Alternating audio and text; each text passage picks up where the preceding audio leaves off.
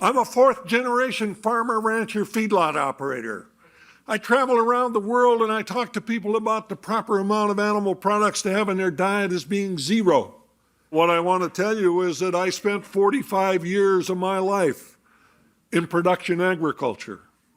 What we are doing today in America on our farms and ranches is absolutely, totally non-sustainable. We need to change. I was raised during the Second World War. We had the largest organic dairy farm in the state of Montana. My parents couldn't hire any help, and my mother and father were milking cows. That meant that I was raised by my grandparents. Back then, there was no such thing as swing slides or Lego blocks. Back then, daycare was working in the garden. My first job, 5 years old, was working in the garden. Birds, trees, and living soil. I thought it was the Garden of Eden. The only thing I ever wanted to be was a farmer.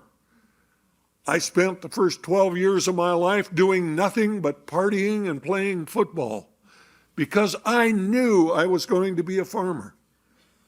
But when I went to that farm, that business to be run, I didn't have the tools to run a business. I was dumber than a post. I didn't let that bother me any. I did what most good red-blooded American youth, 12 years of going to school and not learning anything, I immediately went on to the university. I went to the university because I wanted to be an agribusinessman. Now, I couldn't spell it, but I knew that's what I wanted to be.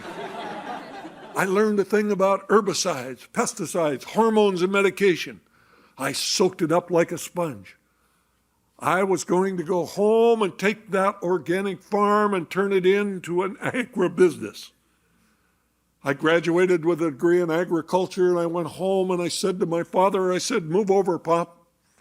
I'm going to take this one-horse business and I'm going to turn it into an agribusiness. And he said, what in the world is that? And I said to him, didn't you ever hear about better living through chemistry? He said, no, our job is to work with nature. I said, that's old-fashioned.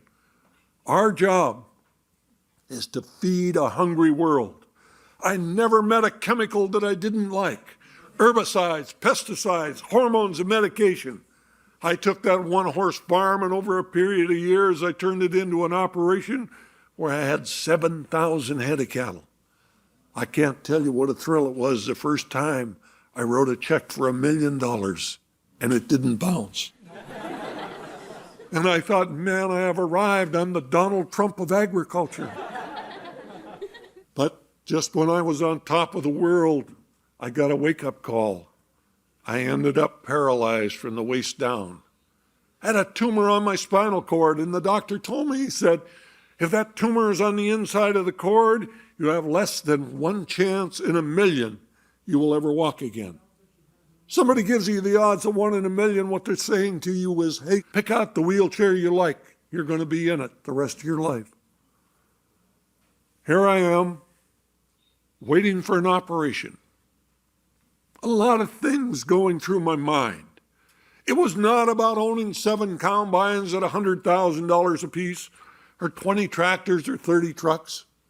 What was going through my mind is why I became a farmer. Birds, trees, and living soil. I saw the birds die, the trees die. I saw the soil change. And it was not until I was paralyzed I was willing to admit I was the problem, not the solution. They operated on me for 12 hours. Cut the bone off of the back of my spinal column. Sure enough, the tumor was on the inside of the cord. They split the covering on the cord. Not only was it on the inside, it was under the cord. They could not lift the cord up to get to the tumor. All they could do was pick a nerve, cut it. They took out a tumor the size of my thumb. I walked out of the hospital with a 1 in 1,000,000 operation. Wow. But I guarantee you I walked out a much different individual. Wow.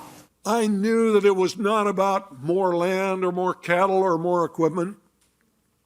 There was more to it than just being bigger and richer. I went to my banker and I said to him, I need your help. We need to start farming with nature. My banker, he reared back in his chair and he said, what in the world does that mean? I said, I think we need to become organic farmers.